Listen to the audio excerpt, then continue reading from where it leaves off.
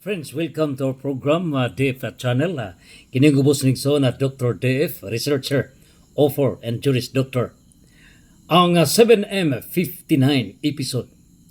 Tinuod ba nga si President Joe Biden sa Estados Unidos mihatag og $6 bilyon ngadto sa nasod sa Iran kinsa maoy misuporta sa Hamas Palestine. Mao ni ang ato karon nga palandungon.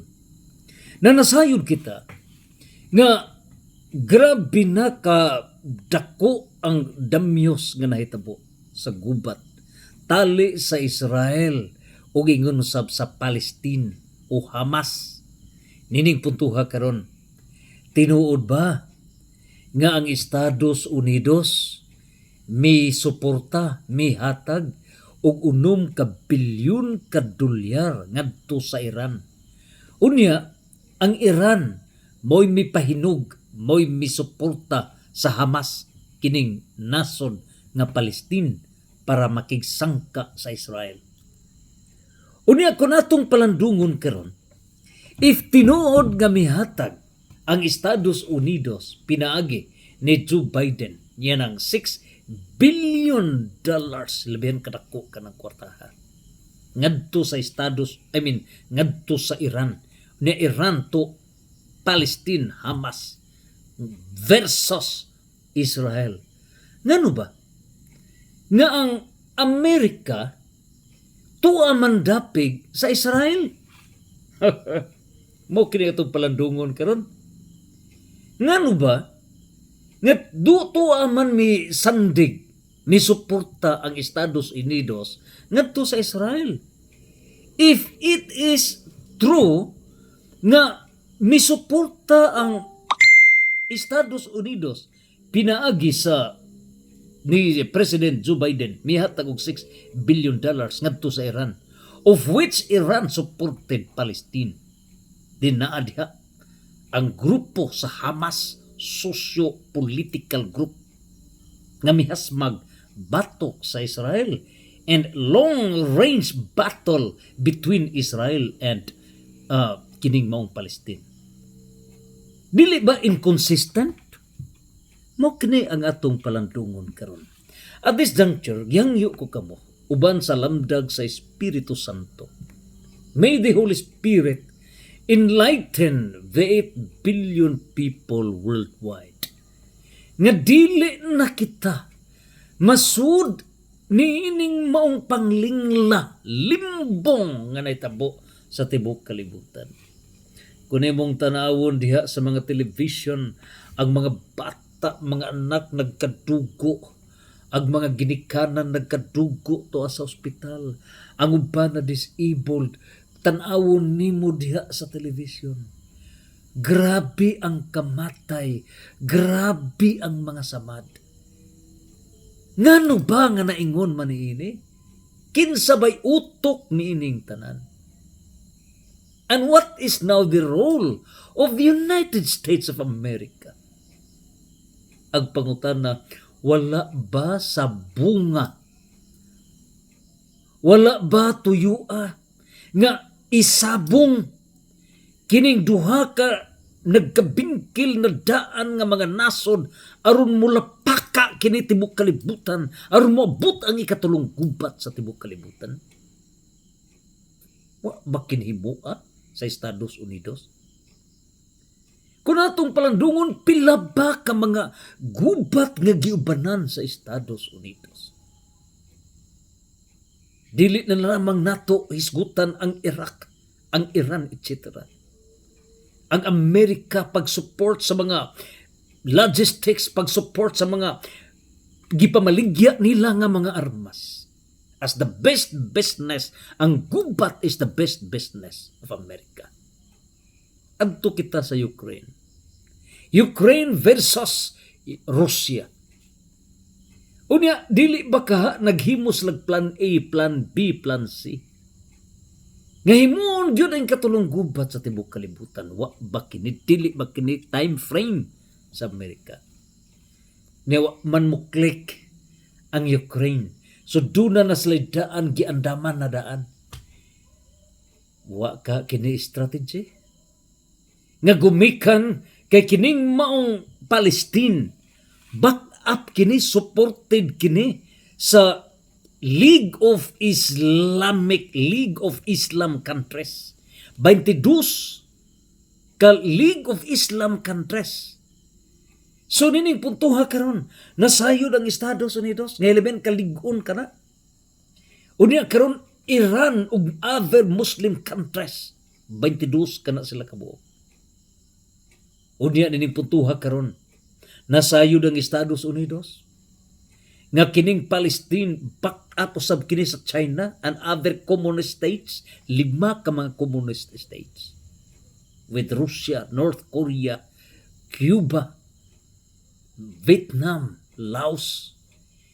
Nining putuha karon nasayod ang Amerika niana. In other words, dunay 33 ka mga nasod nga intact na daan diha sa Palestine.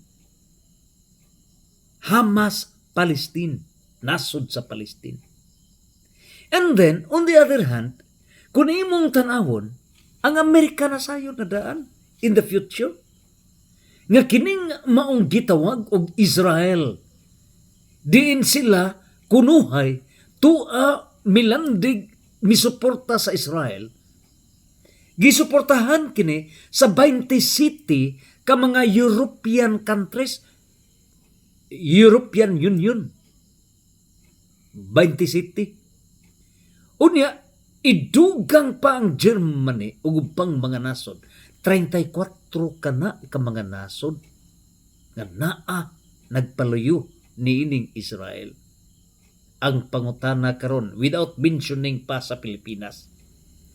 Nining putuha karon ang 34 nga pro-Israel with United States.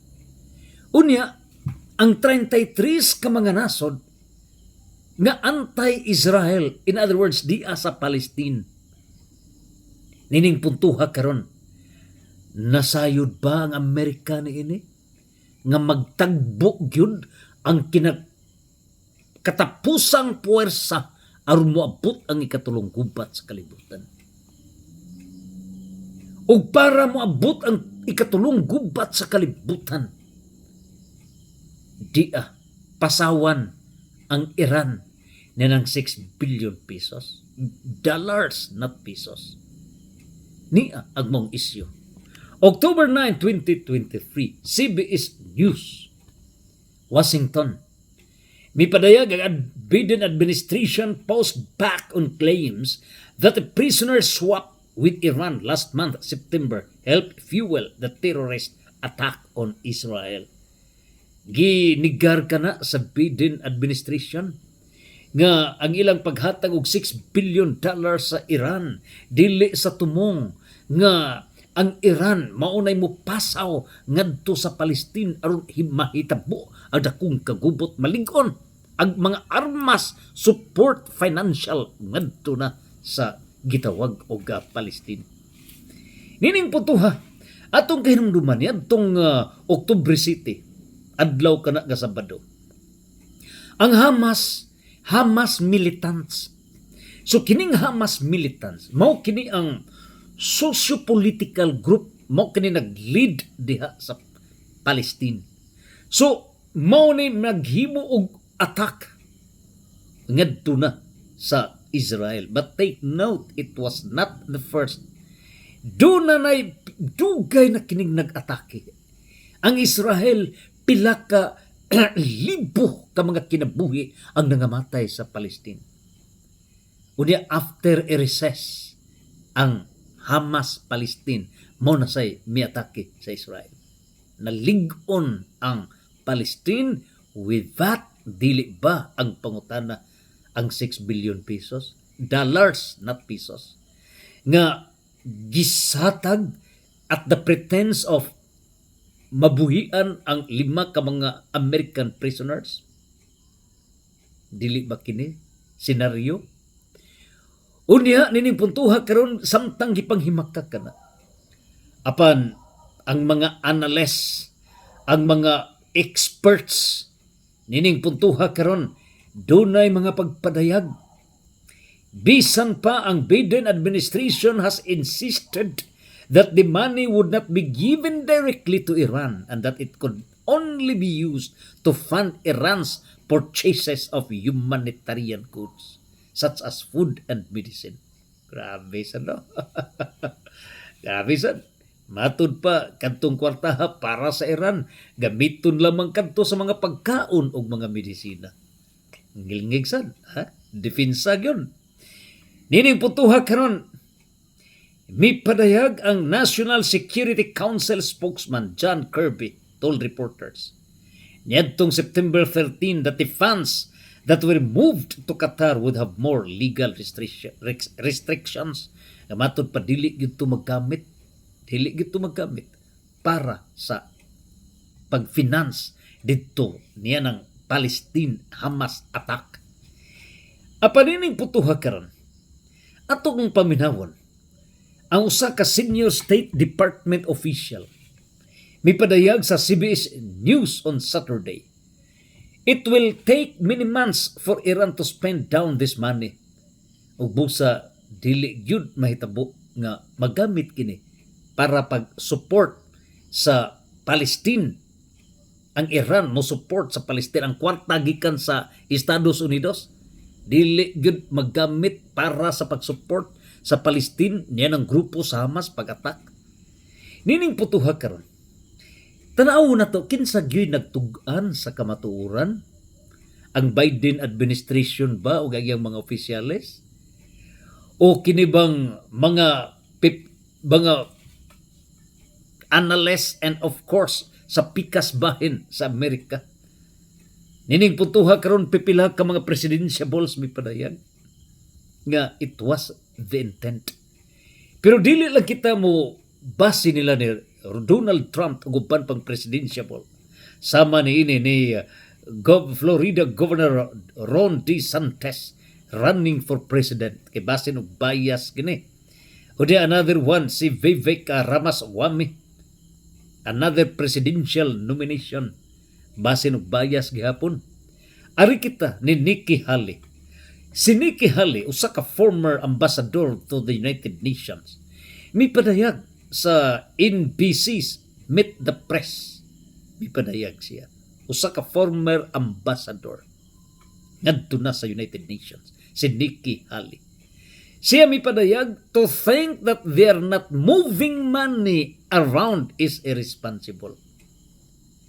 Ang usa ka process of exact thinking, dili malimbungan ang maong senaryo nga kadtong gipusdak nga $6 billion sa Amerika ngadto sa Iran. Usa ka irresponsableng panghuna-huna nga katong kwartaha wala magamit para sa Palestine. Iyang gipadayag, they hate Israel. Kining Iran kontra jamo kining Israel. Ug busa uban usab sa League of Islam countries against Israel. Gipadayag ni Nikki Haley, usa ka former ambassador to the United Nations, dakong imposible, dakong irresponsable kung ang maong kwarta wala gabita para sa Palestine. Mo hinungdan na ligon ag maong Hamas. And so iyang gipadayag, it was wrong to release the $6 billion. Dakong sayop ang gihimo ni President Joe Biden sa Amerika. Si former House Speaker Kevin McCarthy, iyang gipadayag, handing over $6 billion to Iran only helps the cause and called the Biden administration to refreeze the funds.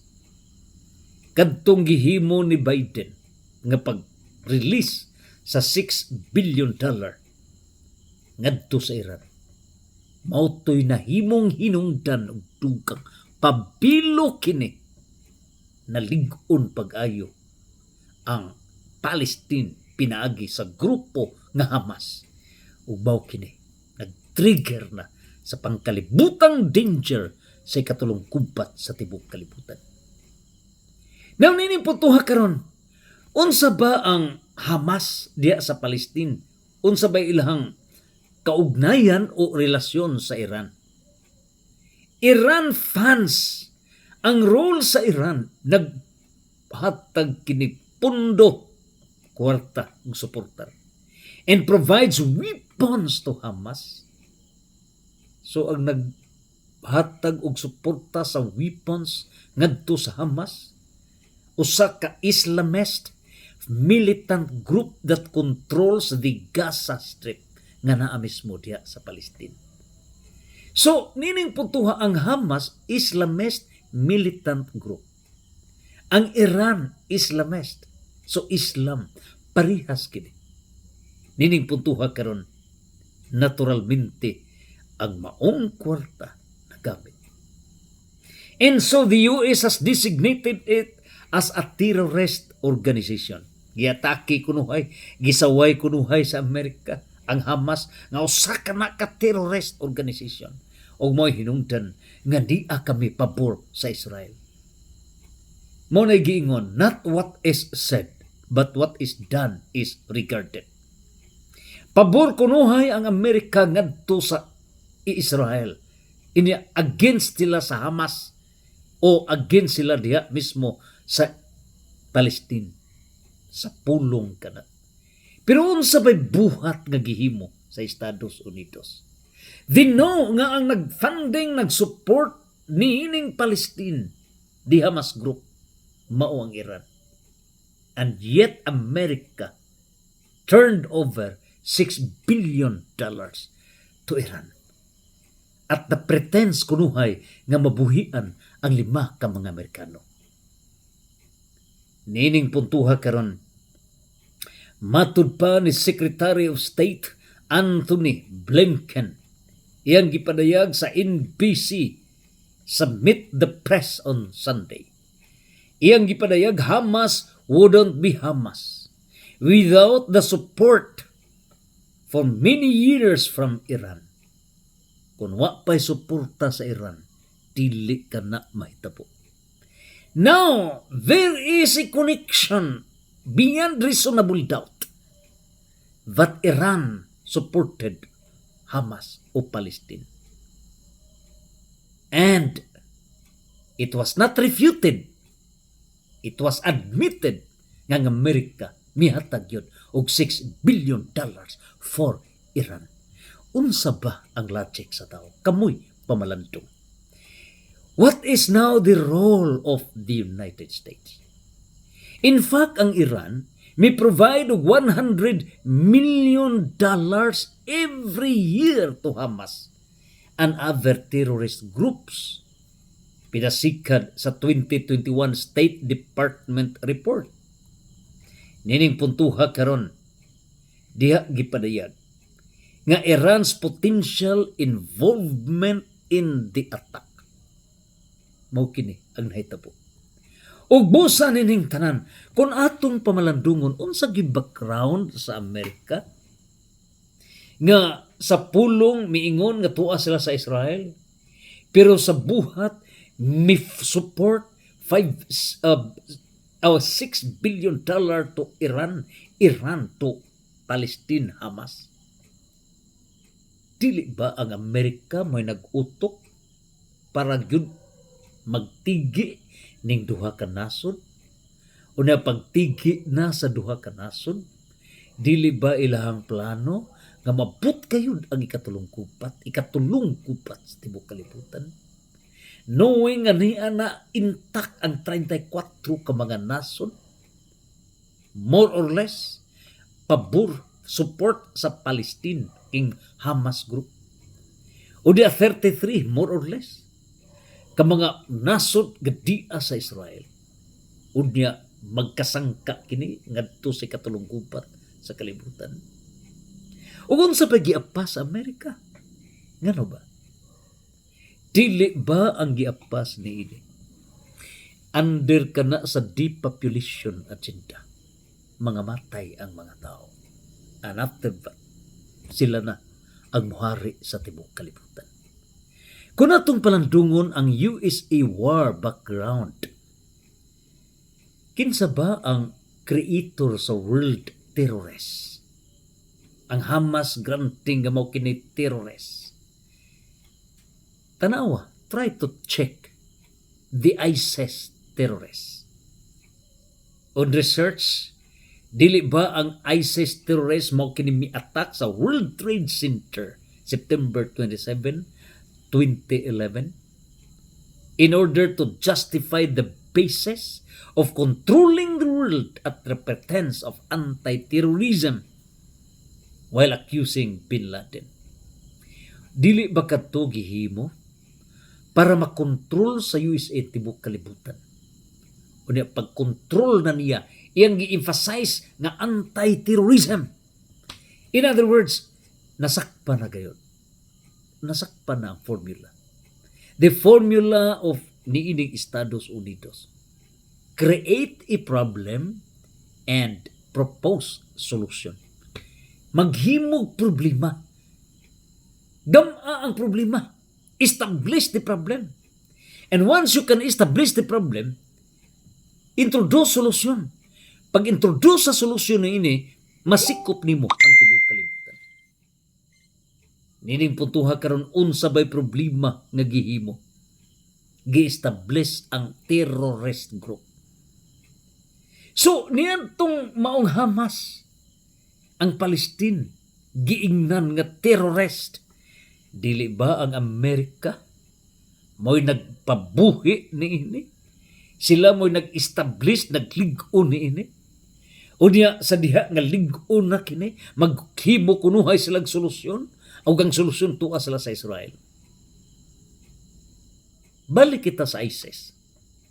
Dili ba ang maong si Hillary Clinton, ang dakong opisyal sa Estados Unidos, admitted that they have created the ISIS terrorists 25 years ago.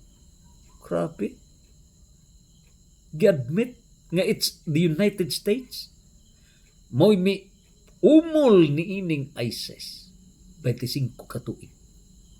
Ang tumong ni ini to radicalize the Muslims para kini mo'y makigsangka sa mga Russians. Grabe ang mga pangitabo. Is it not the fact? Nan karon sa diha nga si Bin Laden na himong head sa ISIS, then what mamaterialize ang ilang tabko. But yet they penetrated, controlling the world at the pretense of anti-terrorism. Nan karon arita sa Hamas terrorists.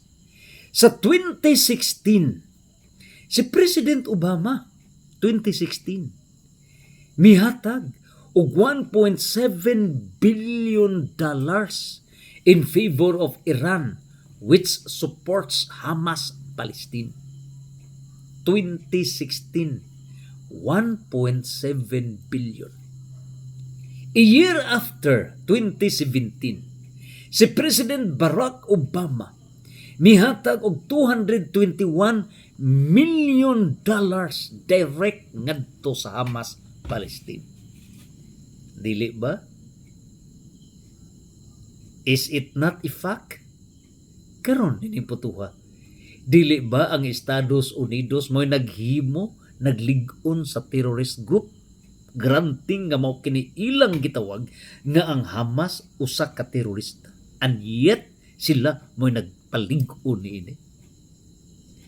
Pag-abot na sa 2023, in addition to the 2016 nga $1.7 billion nga gihatag ni President Obama ngadto sa Iran, which consequently supporting the Hamas Palestine 2016. Besides the 2017 Barack Obama worth $221 million direct to Palestine, the Hamas group. Pagka 2023, miabot na gyud og $6 billion gihatag sa Estados Unidos pinaagi ni Joe Biden to Iran, of which Iran mo'y backup support for the Hamas Palestine. Niining puntuha karon, is it not the fact ng Estados Unidos mo'y nagbuhi niining ilang gitawag og terorista? And for what purpose? Dili ba ang tumo? Pag-trigger? Pag-ligon tibok kalibutan? Pag-solid na tibok kalibutan ni anay grupo nga makigsangka sa Israel? O di ang Israel sad sila sa mo'y grupo European Union o pang mga nasod 34 ka mga nasod versus 33 ka mga nasod. Dili ba ang tumong niini? Pangutana ni Madam Phyllis Gatal, the mastermind para moabot ang ikatulong kupat sa kalibutan. Nining puntuha karon, kung atong i-recall, Hamas was established in 1987. Unya ang origin ning Hamas, grupo kini. It originated in Egypt's Muslim Brotherhood movement, which had been active in Gaza Strip since the 1950s. Dugay na kini. And gained influence through a network of mosques and various charitable and social organizations.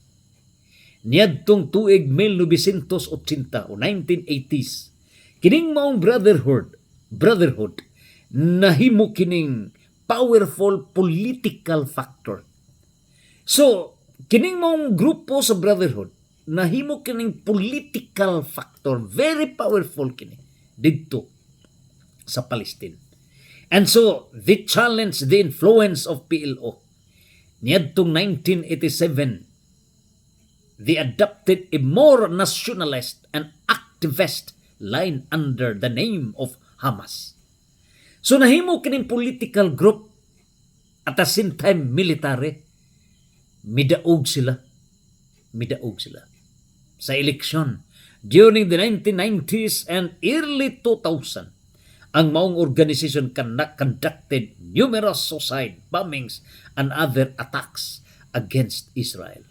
Pangutana, kinsa ang nagpunto sa financial support ni ining maong nasod. Nining puntuha karon sa Palestinian legislative election of January 2006, Hamas gained a large majority seats in the Palestinian parliament. Ilang naperde ang ruling Fatah party. And after the elections sa 2006, conflicts arose between Hamas and Fatah. So duha ka grupo sa Palestine, ang Hamas ug ang Fatah, pero perde ang Fatah group, dominante ang Hamas sa political military group. Then, ining puntuha karon sa 2007, June 2007, ang Hamas group defeated Fatah in a series of violent clashes. And since the time, Hamas has governed the Gaza portion of the Palestinian territories. Nining puntuha karon na they ousted from the government positions in the West Bank. So nining puntuhang Israel ug ang Egypt may impose og economic blockade sa Gaza diha sa Palestine and largely sealed their borders with the territory. So mao kini nahitabo, mo na nga nag-conflict, pero do na pay other deeper research nga ang Israel mitabang para malig-on mudaog ang maong Hamas group. Pero what happened? Nakontra kini. So another research ato ka nagiskutan. So dining puntuha karon, after na-acquire control ang Gaza diya mismo sa Palestine, ang Hamas affiliated and other militias launch rocket attacks. Ilang giatake ang Israel. Hamas seized in June 2008 following an Egyptian brokered ceasefire. So doon na ceasefire, 2008. The ceasefire broke down late in 2008 with each side accusing the other responsibility. Nining puntuha karon, in December 2008, Israel attacked Gaza, withdrawing its forces sa mid-January 2009. So mao kini natabo, sigis lang baos-baos. Unya, nalig-on pag-ayo ang maong Hamas group military political group sa Palestine with the funding sa Amerika mao na nga na pukaw didto asdang sa Israel. O ang Israel nasan with the backup of America asdang nasan batok sa Palestine. Ang luoy niini ang mga katawhan. Ang mga Pilipino tua sa Israel. Ang pangutana karon kinsabay nag-utok para isabong ang duha. Ang langit nagtanaw niini. Kinsa ang nagsabong nining duha ka nasod? Diin ma-involve ang mga nasod sa tibok kalibutan for the Third World War. Time would come. Posible when these nations will be enlightened kung unsa kining selfish political purpose of that country, the brain, ang utok dining tanan, posible. Nga unayon raw sab ang utok niini. Moabot ang panahon. Naa sa Revelation chapter 18 nga dauban ang Babylonia. Ang pangutana, dili pa ang Amerika mao ang Babylonia karon. Santos, santos, santos.